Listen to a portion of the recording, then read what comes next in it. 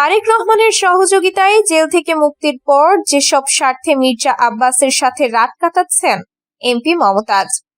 রাজধানীর একটি অভিজাত এলাকার নিরিবিলি বাড়িতে রাতের অন্ধকারে ঘটছে এমন কিছু ঘটনা যা রাজনৈতিক মহলে ঝড় তুলেছে।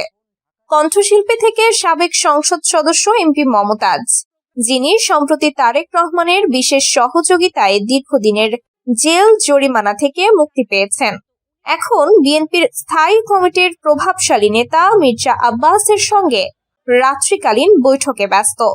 সূত্রের দাবি, এ বৈঠক শুধু রাজনৈতিক আলোচনায় সীমাবদ্ধ নয়, এর পেছনে রয়েছে বহুমুখী স্বার্থের জাল।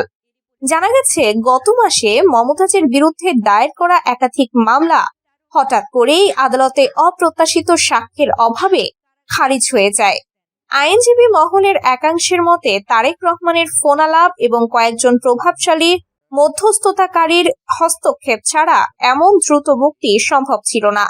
মুক্তির পরপরই মমতাজকে দেখা যায় বিএনপির গুলশান অফিসে, যেখানে তিনি তারেক রহমানের পক্ষে বিশেষ কৃতজ্ঞতা প্রকাশ করেন একটি ভিডিও বার্তায়। কিন্তু এরপর থেকেই তার গতিবিধি রহস্যময় হয়ে ওঠে। সূত্র জানায়, মমতাজ এখন প্রায় প্রতি রাতেই মির্জা আব্বাসের বনানীর বাসভবনে যাচ্ছেন। সেখানে দুজনের মধ্যে ঘন্টার পর ঘন্টা বৈঠক হচ্ছে। একজন ঘনিষ্ঠ সহযোগী বলেন, এটা শুধু রাজনৈতিক নয়, মমতাজের একটি বড় জমির প্রকল্প আছে উত্তরায়, যেটা আগে সরকারি অধিগ্রহণের হুমকির মুখে ছিল। মির্জা আব্বাসের সঙ্গে সমঝোতার পর সেই প্রকল্প এখন সবুজ সংকেত পেয়েছে। বিনিময়ে মমতাজ বিএনপির আসন্ন কাউন্সিলে আব্বাসের পক্ষে গানের মাধ্যমে প্রচারণা করবেন বলে কথা হয়েছে। আরেকটি সূত্রের দাবি, এই রাতের বৈঠকের মূল উদ্দেশ্য হলো আগামী নির্বাচনে ঢাকা ৮ আসনের টিকিট নিশ্চিত করা। মির্জা আব্বাস মমতাজকে সেখানে সমঝোতার প্রার্থী হিসেবে দাঁড় করানোর পরিকল্পনা চলছে। বিনিময়ে মমতাজের জমি, ব্যবসা ও শিল্পী সংগঠনের স্বার্থ রক্ষা করা হবে। এক রাতের বৈঠকে নাকি আব্বাস বলেছেন, তারেক ভাইয়ের সঙ্গে আমার সম্পর্ক অনেক গভীর। তুমি যদি আমার সঙ্গে থাকো তাহলে লন্ডন থেকে সবকিছু ক্লিয়ার হয়ে যাবে। এদিকে বিএনপির অভ্যন্তরীণ সূত্রে কানা ঘোষা শুরু হয়েছে যে মমতাজের এই নতুন অবস্থান দলের অনেক ত্যাগী নেতাকর্মীকে হতাশ করছে। একজন সিনিয়র নেতা নাম প্রকাশ না করার শর্তে বলেন, জেল থেকে বের হয়ে মমতাজ যদি শুধু গান গেয়ে দলকে শক্তিশালী করতেন তাহলে ভালো হতো, কিন্তু এখন রাতের বৈঠক, জমির লেনদেন, টিকিটের দর কষাকষি, এসব দেখে মনে হচ্ছে দলটা এখন স্বার্থের বাজার হয়ে গেছে। অন্যদিকে মমতাজের ঘনিষ্ঠজনেরা দাবি করছেন এসব গুজব। তারা বলছেন, মমতাজ আপাতত সব সময়ই দলের জন্য গান গেয়েছেন। মির্জা আব্বাস ভাইয়ের সঙ্গে বৈঠক হয় রাজনৈতিক কৌশল নিয়ে। রাতে বৈঠক হওয়াটা স্বাভাবিক, কারণ দিনে তো প্রেস কনফারেন্স আর মিছিল থাকে।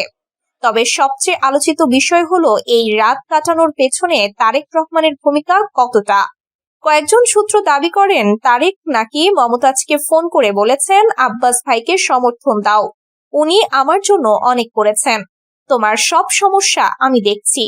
এই কথার পর থেকেই মমতাজের গাড়ি প্রতি রাতে বনানীর দিকে যাতায়াত করছে।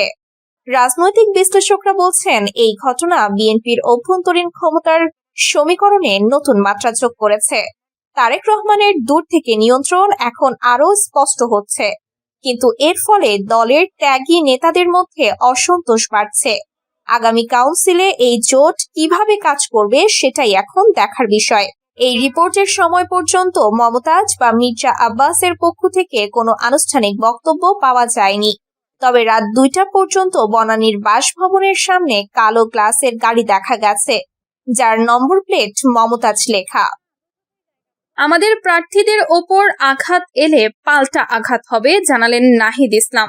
ঢাকা ৮ আসনের ১০ দলীয় জোটের সমর্থিত প্রার্থী জাতীয় নাগরিক পার্টির মুখ্য সমন্বয়ক নাসির উদ্দিন পাটোয়ারীর ওপর হামলার অভিযোগ তুলে দলটির আহ্বায়ক নাহিদ ইসলাম বলেছেন, যদি আমাদের প্রার্থীদের ওপর আঘাত হয় তবে এখন থেকে পাল্টা আঘাত আসবে। মঙ্গলবার রাজধানীর ফকিরাপুলে ঢাকা ৮ আসনের অন্তর্গত দলীয় কার্যালয়ে আয়োজিত এক সংবাদ সম্মেলনে তিনি এসব কথা বলেন।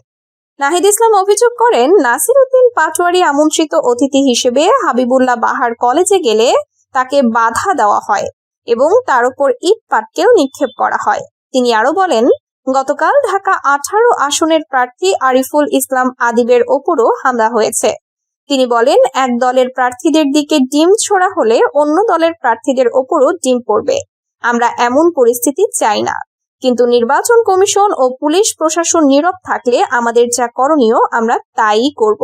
এনসিপির আহ্বায়ক অভিযোগ করেন, সাম্প্রতিক দিনগুলোতে দেশের কয়েকটি জেলায় জামায়াতের ইসলামীর নারী কর্মীদের ওপর হামলা হয়েছে।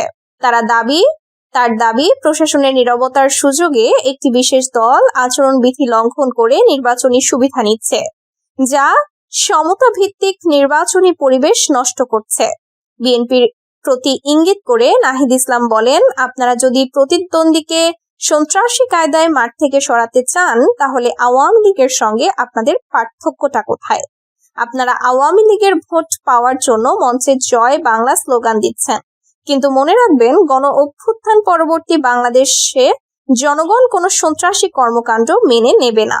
নির্বাচন কমিশনার মোহাম্মদ আনোয়ারুল ইসলাম সরকার বলেছেন, নির্বাচনী কর্মকর্তারা গণভোটের পক্ষে বা বিপক্ষে প্রচার চালাতে পারবেন না, কেবল গণভোটে ভোট দেওয়ার কথা বলতে পারবেন। মঙ্গলবার নির্বাচন ভবনের নিজ দপ্তরে সাংবাদিকদের বিভিন্ন প্রশ্নের জবাবে তিনি এসব কথা বলেন। নির্বাচনী আচরণবিধি ও ভোটের পরিবেশ নিয়ে তিনি বলেন, বিভিন্ন মিডিয়ার মাধ্যমে আমরা যা খবর পাচ্ছি এবং মাঠ পর্যায়ে পরিদর্শন করে যেটুকু দেখতে পাচ্ছি, নির্বাচন কমিশন মনে করে অতীতের অনেক নির্বাচনের চেয়ে এবারের নির্বাচনের মাঠে পরিবেশ অত্যন্ত চমৎকার। তিনি আরো বলেন, প্রতিনিয়তই আমাদের রাজনৈতিক নেতৃবৃন্দ আমাদের সাথে আসছেন। তাদের পরামর্শ এবং পর্যবেক্ষণ অনুযায়ী আমরা তাৎক্ষণিক ব্যবস্থা নিচ্ছি। এছাড়াও সাংবাদিক ভাইদের মাধ্যমে ইলেকট্রনিক, প্রিন্ট মিডিয়া এবং সামাজিক মাধ্যমে যে বিষয়গুলো আসছে তাৎক্ষণিকভাবে আমরা রিটার্নিং অফিসারদের নজরে নিয়ে আসছি। আইন শৃঙ্খলা রক্ষায় যারা নিয়োজিত রয়েছেন তাদেরকে এগুলো প্রতিরোধ এবং আইন অনুযায়ী ব্যবস্থা গ্রহণের জন্য আমরা তড়িৎ ব্যবস্থা নিচ্ছি। তিনি বলেন, রিটার্নিং অফিসার কমিশনেরই লোক, সেজন্য আমাদের কাছে আসলেও প্রাথমিক পর্যায়ে সেটা রিটার্নিং অফিসার আমাদের মাঠ পর্যায়ে ভ্রাম্যমাণ আদালত এবং ইলেকটোরাল ইনকোয়ারি ও বিচারক কমিটি প্রত্যেকটা আসনে রয়েছে। আমাদের জয়েন্ট ডিস্ট্রিক্ট জাজ পর্যায়ের বিচারকরা তাৎক্ষণিকভাবে সেগুলো আমলে নিচ্ছেন। তারা মোবাইল কোর্ট পরিচালনা করছেন এবং প্রতিদিনই আমরা রিপোর্ট পাচ্ছি যে মিনিমাম 50 থেকে 70টি কেস রুজু হচ্ছে, কোথাও জরিমানা হচ্ছে, কোথাও শোকজ হচ্ছে। টেকনাফ সীমান্তে আরাকান আর্মির গুলি, বাংলাদেশি 2 কিশোর আহত।